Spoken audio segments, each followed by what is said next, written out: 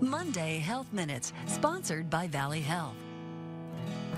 Hi, I'm Melanie Schaefer. Welcome to Monday Health Minutes with Valley Health. You know, millions of people get flu and pneumonia every single year. It is such a serious thing. It is the 7th leading cause of death, those two illnesses combined. So we're talking with how to prevent that, how to deal with it, with Section Chief for Family Medicine here at Valley Health, Dr. Scott Davis. Thank you so much for being here. Thank you for having me. You're welcome. It's an issue that we have every single year this time of year. Tell me the difference, though. Let's start it off with the difference between flu and pneumonia. Yeah. So flu and pneumonia, so when we talk about flu, we're talking about a very specific viral infection called influenza. So influenza virus tends to affect us a little bit worse than your typical cold symptoms.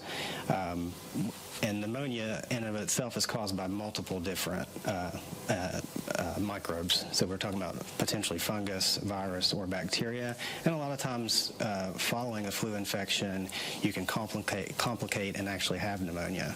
So both are deep infections, but pneumonia affects your deeper airways and your air sacs in the lungs, and usually is a little bit more severe, where we feel pretty bad with flu, but typically it's not down in the air sacs like you see with pneumonia. So pneumonia is a bit more concerning. Yeah, it's a step up on the severity level. Tell me about the different populations that are at risk of these two. Yeah, like a lot of respiratory infections, patients over 65, patients with other chronic conditions like heart disease, kidney disease, lung disease, asthma, anything that affects your immunity otherwise, you're going to have trouble fighting off these infections. Younger population as well, so 6 months to about 2 years of age, we're building our immune system, and that's why our babies have to come in and get so many vaccines, is to try to help with that process. So it does make sense that, you know, when they get infected in those first 2 years of life, they're going to have a little harder time clearing it, and they need to get closely watched. Let's talk about symptoms. Are the symptoms different, flu versus pneumonia? There's a lot of crossover.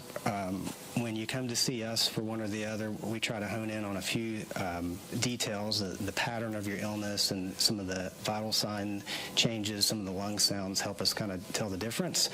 But in general, with influenza, the hallmark with that, when you compare it to other colds, is it's a sudden onset. So with other colds, a lot of times you can kind of feel that scratchy throat, that runny nose, you start to get tired.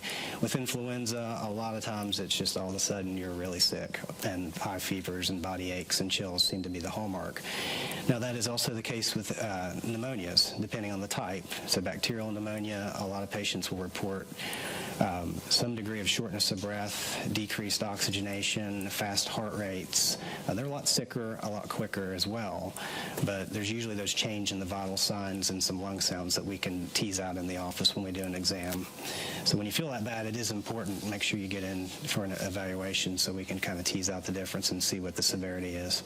Let's talk about treatment options. I know that there are different medications on the market. What are they and how do they help? Yeah, when we talk about influenza, so it is a virus, so antibiotics will help viral infections.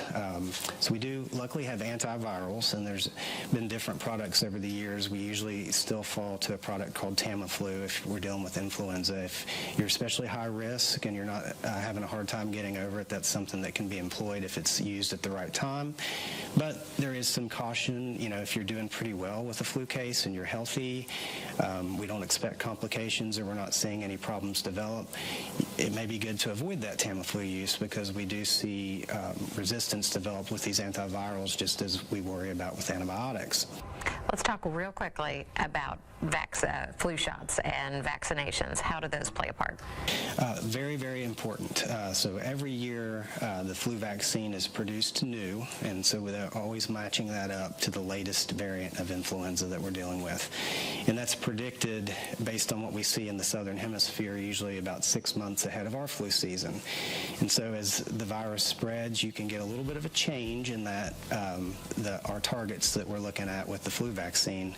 And so that's why you hear about sometimes there's not a great match. But and when it comes to flu vaccines, a 25 to 30% match for our targets is actually a really good vaccine year.